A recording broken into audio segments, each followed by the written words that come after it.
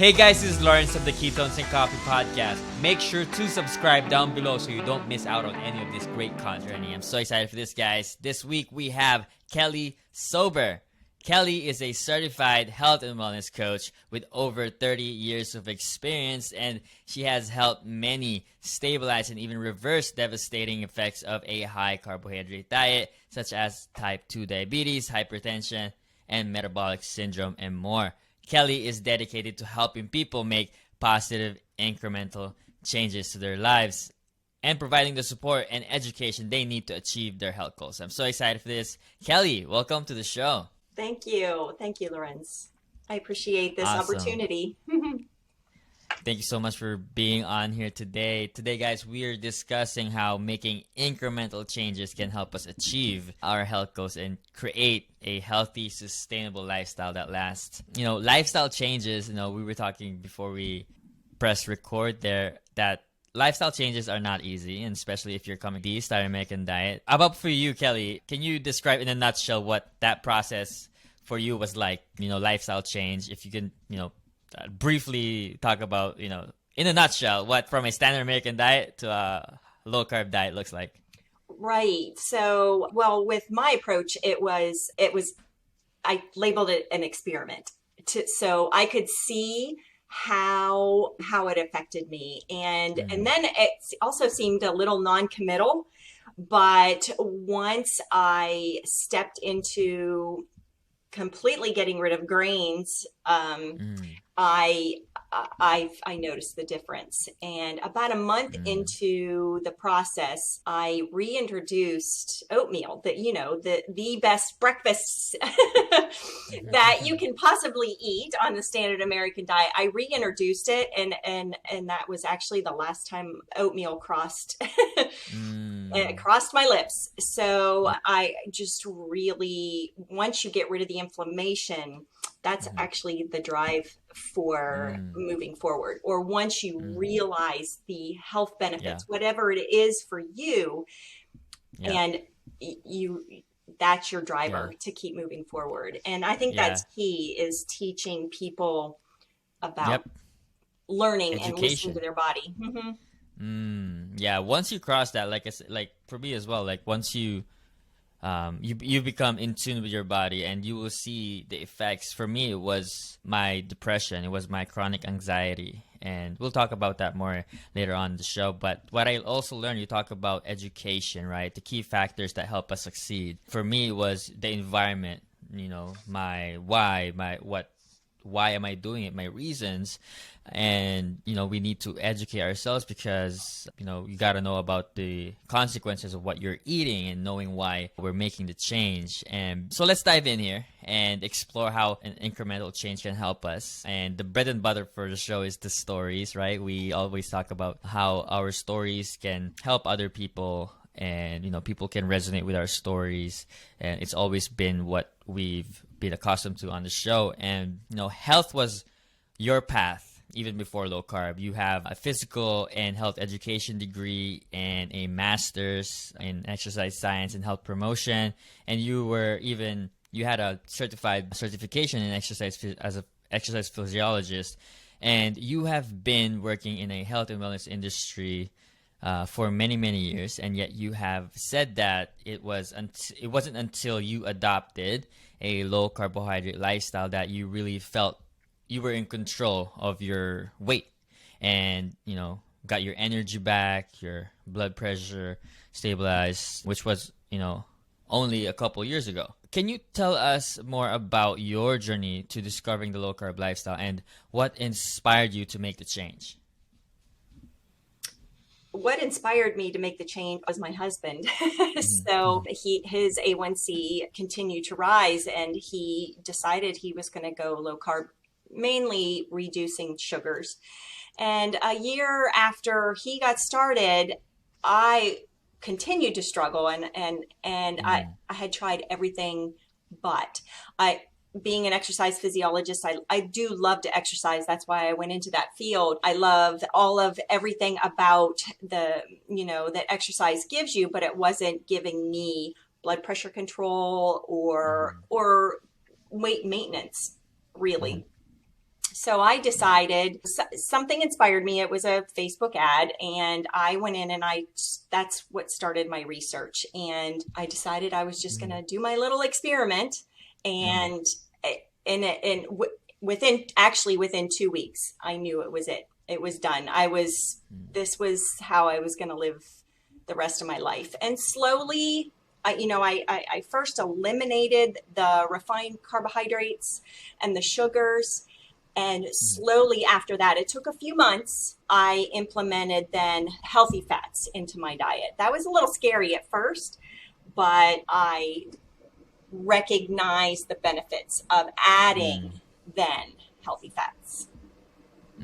So you had known the diet from your husband, because what was the result that your husband got when he got into the low carb diet? Yeah, immediate blood sugar control, weight loss, right?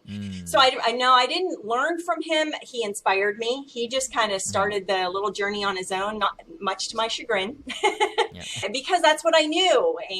And I kind of went on my own little journey and then helped him along post. Once I started learning what the benefits were, then I started helping him. So what were you struggling with? Because now we describe this lifestyle as this change as radical, something that we never think that we're gonna do, and it's just never on our radar to begin with. And I was reading up on your story too. You mentioned that you experienced weight gain in your 40s and 50s. You were, despite of your efforts to follow a healthy diet and exercising regularly. This is something that many people experience as we age, and it can be frustrating, and it can even lead to feelings of blame, low self-esteem. And for you, I'm curious, as a wellness expert, how did you process this change in your body at that time? Getting into the 40s and doing the same diet, doing the same exercises, and not getting the results that you wanting to achieve. What was that? How were you internalizing that at the time? Oh, a lot of frustration. Absolutely. Yeah. It was very unmotivating to keep going. And it was rough to continue to exercise until I got into the exercise, because those endorphins start running, when you're working out, especially in that cardio. But it was really hard to stay motivated and to stay physically active. But once I experienced the decrease in inflammation, I think that feeling helped the struggle. I felt like going back and getting back on my bike and exercising and even lifting. So I think once you start feeling better and actually start feeling better, feeling and understanding what's going on in your body, you do start wanting to move again. The one thing too, like I always tell people too, nutrition is one part of the equation here. There's what we call the 4 pillars of health, where movement is one of it, sleep, stress, and food, right? If one of those pillars are not present, your health will be compromised. And you have to have everything in place for you to have a sustainable, healthy lifestyle. And like we talk about, the lifestyle, it's not going to work if you're not moving. One thing is confidence comes in when you're exercising. Just the knowledge of how to what to eat and what not to eat is one of the biggest things, one of the key things, because having that knowledge is confidence. And if you're on the keto diet, you might want to learn about it, because if you do get the questions, right, you're losing weight, people are recognizing that there are questions coming your way, and knowing about the topic will give you confidence that you need to move forward. And knowing why you shouldn't eat standard American diet is part of how you're gonna create that sustainable lifestyle. Now you talk about in your 50s, in your 40s and 50s, that when you weren't getting the results, this is before low carb, you talked about how this is how it is. You mentioned, you struggled with, weight gain at the time, high blood pressure and high A1C for a couple of decades, and that you had come to, is that acceptance, that the way it was. Did you have, I want to know, like, did you have clients who were experiencing the same struggles as you were? And, what was the standard advice to them at the time? Like, hey, Ketones crew, if you want to work with me, I just released my one-on-one 60-minute consultation where we will take a deeper dive into your health journey and formulate a plan where you can incorporate the ketogenic diet to fit your lifestyle. If you're interested, take control of your health today. Click the link on the description box below and let's get started. How were you practicing that? I know this is a direct question, but I want to understand, like, for many of us, everybody do struggle at some point of their lives. And when we were younger, right, we exercise and diet, and we can get away with a lot of things. But when you get to the 40s and 50s, now we start to blame ourselves because it's the diet, the exercise are not working, your body's not responding, right? And I want to know, like, what was people going through and the same struggles as you were? What's the standard advice to them at the time? When I was going through my struggles, it was move more, eat less, move more, eat less, move more, and that's what's going to do it. And shame on you if you can't make it happen. Except that mirror was reflecting on me at the time, and my little experiment proved to me that it wasn't my fault. Yes, I pull the trigger and I do the things, but I was following advice from others, from my education, and I just had to be brave enough to set that aside and find out what works best for me.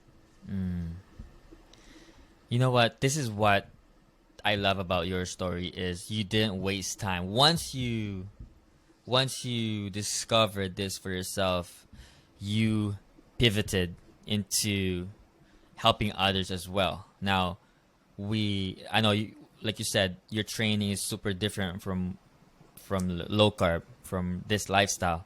And what makes you great is you created this lifestyle not only for yourself, but you're helping people. And you could tell that from your story. In the same year, you pivoted into creating a company, right? Helping other people, creating the same change because you had struggled yourself for decades. And having that, it's almost like an obligation, I feel like, for you to tell people about this because you know the struggle. You're a true practitioner, right? And it doesn't happen to a lot of people. People may hear about low carb, but it's easy for them to brush off. But in your case, you wanted to help other people do the same. You made this radical change to a low carb lifestyle and, adding intermittent fasting. And you did say you saw results in 2 weeks, which is pretty quick. And you mentioned that the first time in your life, you felt like you were in control of your health. And can you tell us more about how you processed this information and the steps you took, following this discovery? Well, I recognized results within 2 weeks. I did recognize that. That doesn't mean it was finished and I, reached my goal. It's that I recognized my progress. And I used that to keep moving forward. And I continue to recognize new things, not just the lack of inflammation or the weight loss. I recognize things like my body temperature went up. I've always, to my knowledge, when I was measuring my body temperature, my core temperature was always seemed pretty low. And I recognized when I added the healthy fats that my core temperature rose. I noticed things like my blood pressure decreasing. My teeth have always been very sensitive. Even as a young adult, my teeth were very sensitive to cold. That has greatly decreased. It was rather amazing, a lot of the revelations. And when I talk to people, when I coach people, I coach them to be more mindful of Yeah. body The results. changes and things that they just became complacent with, that changes began to occur while they make these changes in their diet. It must have came like a wave of revelations to you, because you had suffered from weight gain. You talked about inflammation, swelling, and you have noticed changes within a couple of weeks. Things that you have tried for decades hasn't worked, and this must have came like a whirlwind for you when you were discovering this. And this is the same experience that a lot of people have on the ketogenic diet, especially when they're struggling with something, a metabolic syndrome, a insulin resistance, type 2 diabetes. They notice, and you talked about it. You talked about being mindful of these results, because if you're not linking what you're eating to what you're feeling, then you wouldn't know to change, right? And for you, talking about that, being mindful of what we feel. Some people, when you start a low carb diet, you would notice the changes, right then and there, because I always tell people, just get rid of this, processed sugar. You will feel the difference right away, and because people haven't felt good for a long time, like yourself, you had struggled with some of these issues for years, and all of a sudden, just changing some of what you're eating has made you feel this way. Losing weight, A1C, blood pressure is normal. Everything is happening all at once, and you probably have a lot of questions to follow. How did you approach integrating these changes into your lifestyle? Now, it's not an easy change. It can be a simple change of learning about keto, but it's more of a Do you find that you have somebody with your training can have more of a challenge in making a change because of your training? How did you approach that? So using tools, actually, I didn't know about my blood pressure until I actually took my blood pressure or took my temperature. Didn't recognize, the less sensitive teeth without introducing something that was typically sensitive. So utilizing tools sometimes is necessary then to help you understand the feeling, like taking your blood pressure. For example, I helped a young man came to me. He's like, I exercise all the time and I'm trying to do, better with my lifestyle and eating better. My wife and I eat healthier foods. And so we looked at his day, and he was loaded with sugar all through the day, starting with his coffee and having, a sweet something had yogurt in the day, all pre-sweetened yogurt. And I said, try this. Again, the experiment part. Try this. Get rid of as much sugar as you can for as long as you can, and then take your blood pressure. And he went from a hypertension back into the normal range very quickly. So using the tools to see. Yeah. Just again, being mindful of what you're eating, or being mindful that sugar actually causes inflammation in the body. What are they? Do you receive any pushback in terms of cutting off sugar, or is that something that they're desperate enough to do? Well, that's very individual. Again, that's very individual. And yes, I have had pushback, and then I backpedal, take it as an experiment, do it as long as you can. Once they see maybe 100% using a tool, what the benefits are, then we go, okay, now let's make this a lifestyle. Let's make this part of your everyday. And some people can make radical changes and sustain it.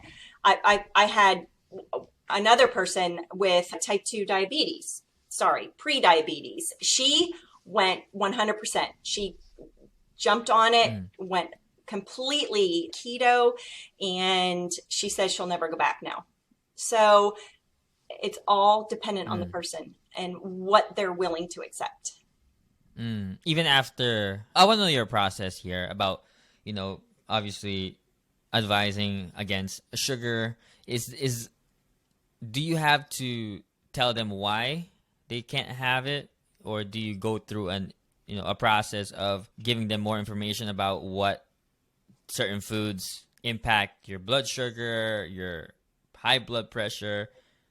Do you go through that education with them? Absolutely. I never tell anybody they can or can't. Okay. This is a journey and a revelation and an education that they go through. And as they discover something, we talk about it. We talk about what they noticed, what they felt, how, their brain was functioning, was there inflammation, how their rings felt or their clothing. Yeah. So it is an education on being more mindful with the changes that are occurring. Yes. So teaching them how to be mindful is part of your program. It is. Just asking the right questions. And what have you felt? What sort of questions do you ask in stages? Because you do talk about baby steps, creating, a sustainable, healthy lifestyle, but through incremental changes. Mm-hmm. So how do you start a client? Let's say I am, let's use an example of that, in my 30s, somebody in their 30s has high blood pressure. Where do you start them in the first week? What do you tell them? And the process of creating that change in small increments. If they're unsure, if they come in with no idea what they need to do, I start with the experiment, and it's usually I ask them to come back in a week, and I say, okay, what did you learn with this one change, with eliminating sugar? Did you learn anything? Did you notice anything? And a lot of them will say, I do feel a little bit better, or I noticed that, I lost 6 pounds or whatever they lost. So it's a conversation of getting them to understand what's taking place. I coach for people to be autonomous. I coach people to, I get them where they need to go and let them run with it from there. So it's really the education of what's taking place in my body. Why the small incremental changes though? Now I understand that you have to have, the desire to make a change. Now you did mention that there are clients that have tried the diet, the lifestyle, the ketogenic lifestyle, low carb lifestyle, that decide not to pursue or continue on the lifestyle. Did you learn anything about, just jumping on the lifestyle, cold turkey, that you realized that this was the best way to go, adding in, baby steps? Did you have more success this way? What was the reasoning behind starting somebody small, not jumping into it cold turkey? Is there something that you've learned from that? The concept, because it's been 50 plus years, it's been 70 years of, eating a higher carbohydrate diet. Those are the recommendations. Making that switch is scary. Going against the grain, going against the recommendations and what you've always been told and always been taught, it's really difficult to process. So both physically and mentally. So, but I don't always do baby steps for people. Once I get to know them and understand, it's really their journey and their process. I will support whatever level of change they want to make. So again, not everybody wants to do baby steps. They know they need to cut the ties.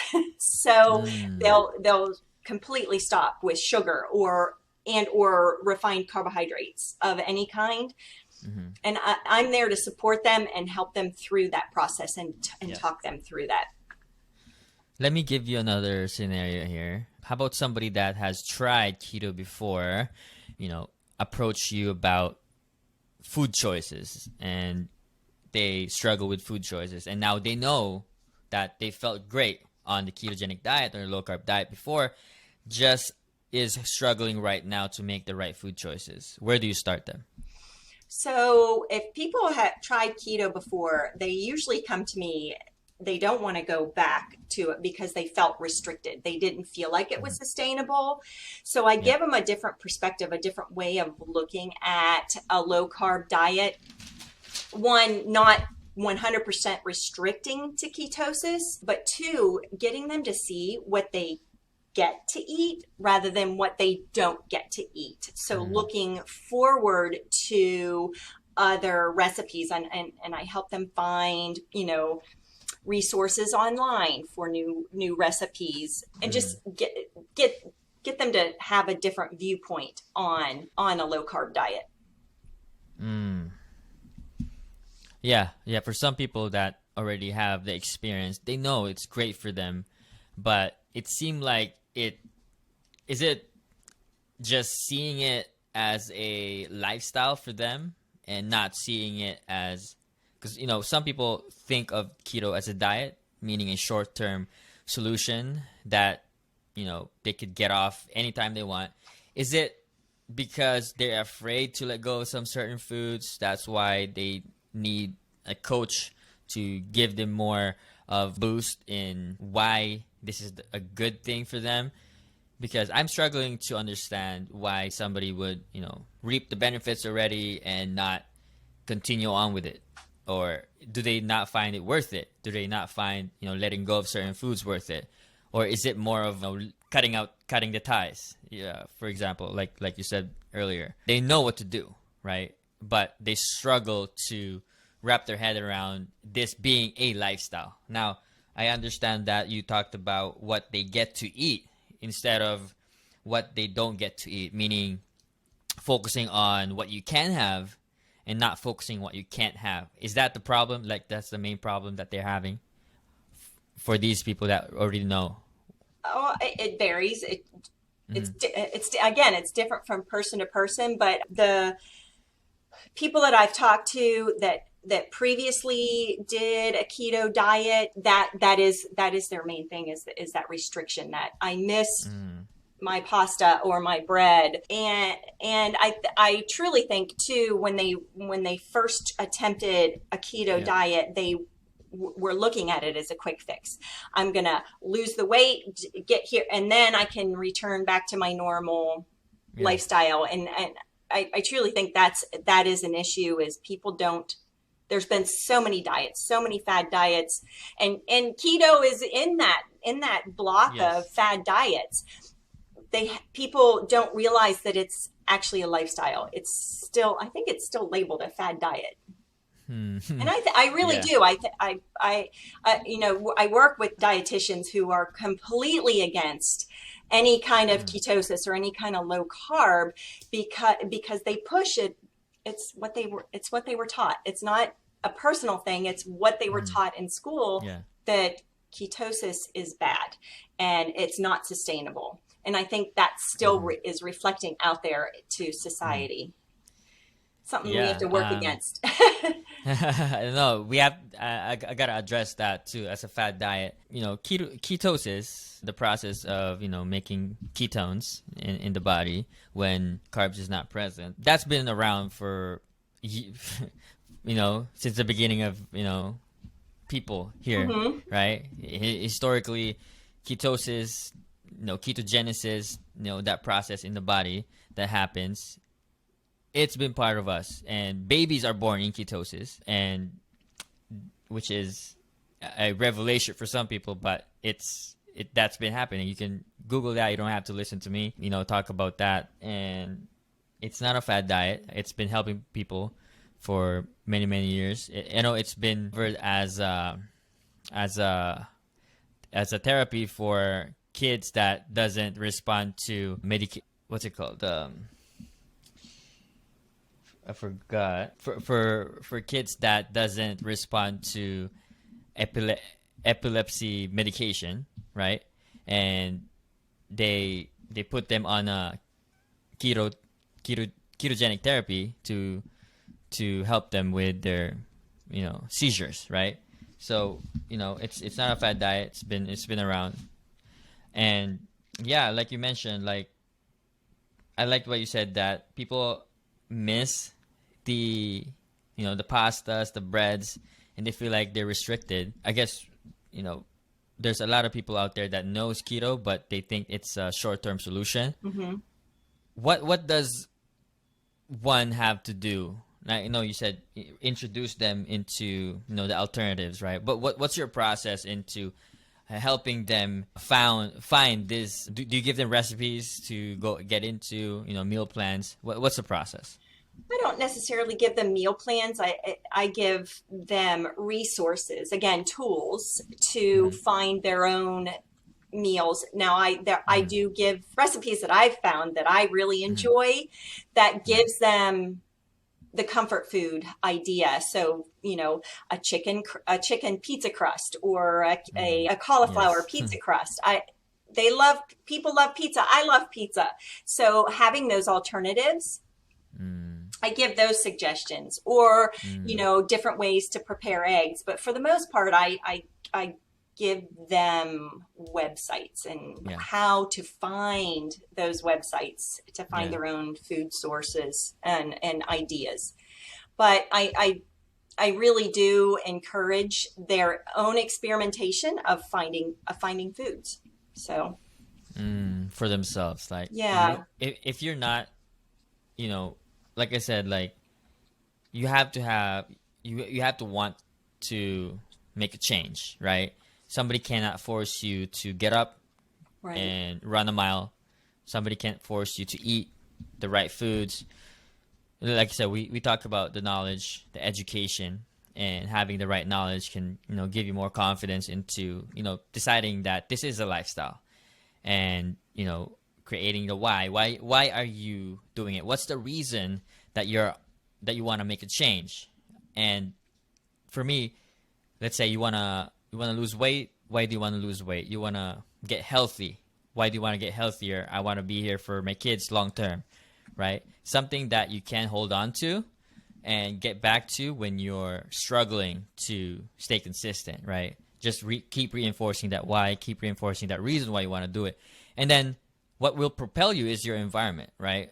Changing the environment, getting rid of the stuff, the triggers, getting rid of, toxic environments. Again, I talk about on the show, the other shows, that a flower cannot bloom in an environment that is toxic, right? So what do? Is it the flower? We can't blame the flower. Look at the environment, right?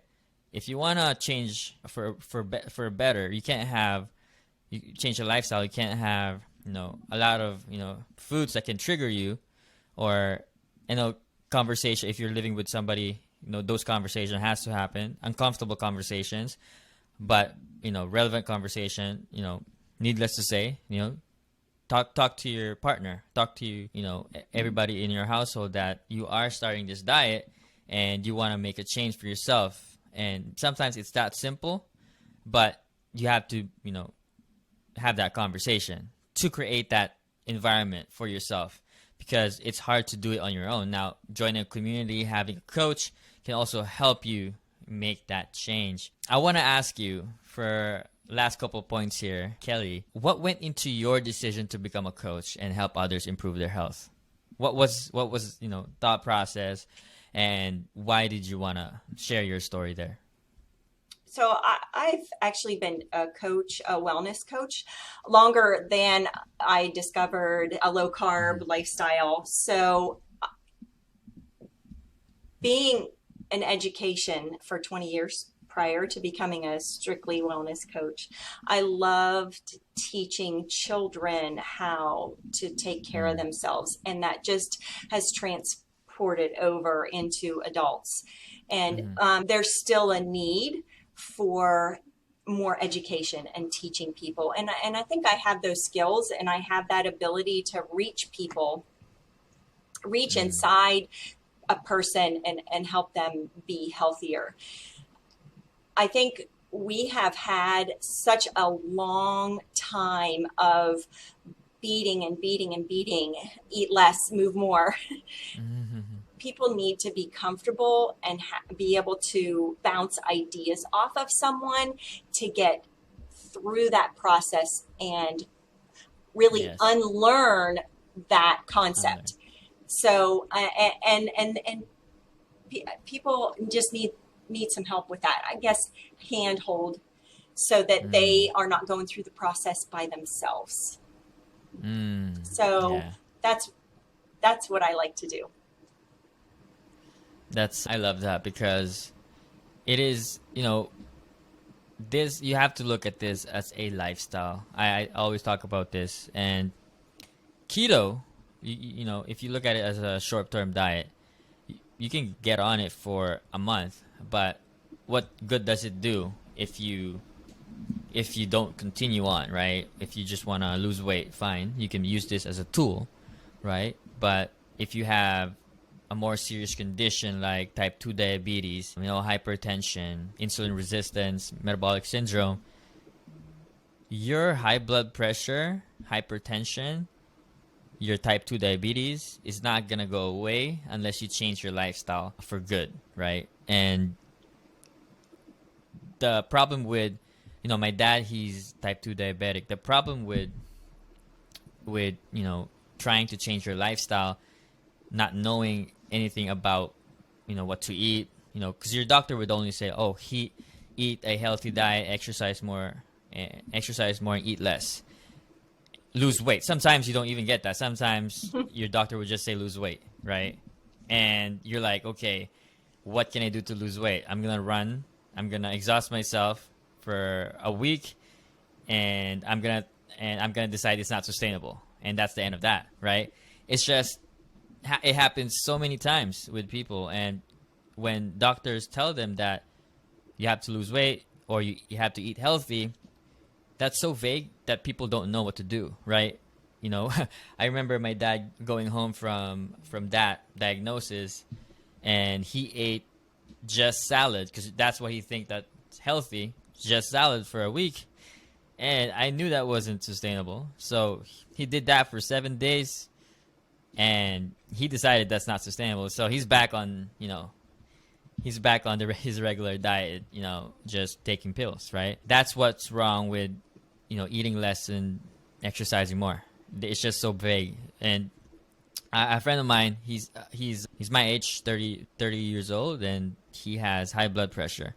And his doctor said, lose weight. That's it. He didn't even get to move more and eat less. He just get lose weight. Okay, but what does that mean? Like, it's hard for him to lose weight, right?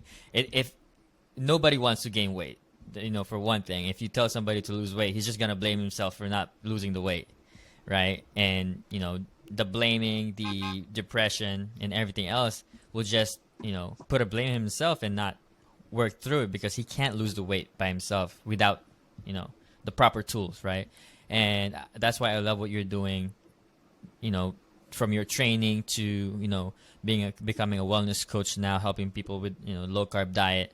It is really rare. We see a lot of people doing it in the community, but in the real world, there's really, in my circle here, I'm the only one that's doing it. And so we need a lot more people to get on this, help other people, and you are doing that for your community. So I am so grateful to you that you didn't waste time, and you, once you discovered this for yourself, you jumped on it, pivoted into helping other people do the same. So I am so glad that you're here telling your story. Where can people find you, Kelly? My company is Start Well, Stay Well, with the premise that you get started and you're going to stay well because you're creating a new life. So it's startwellstaywell.com. Awesome. Thank you so much for coming on again and sharing your story with us here, Kelly. We will link everything to connect with Kelly. If you want to connect with Kelly, it will be in the description box below, so you guys can check that out. Kelly, thank you so much. Thank you, Lorenz. I appreciate it. All right. Bye-bye. Bye.